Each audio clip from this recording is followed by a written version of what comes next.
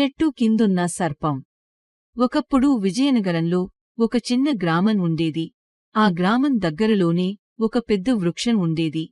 ఆ వృక్షం ప్రక్కన ఉన్న నేలలో ఒక పెద్ద, భయంకరమైన సర్పం నివసించేది. గ్రామ ప్రజలు ఆ వృక్షం దగ్గరికి వెళ్లడానికి చాలా భయపడేవారు.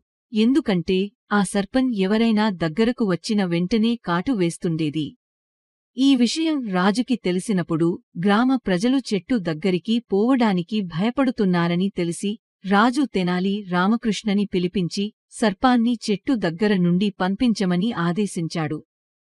తెనాలి రామకృష్ణ తన తెలివితో అందరూ భయపడుతున్న సర్పాన్ని దూరం పంపించాలనుకున్నాడు.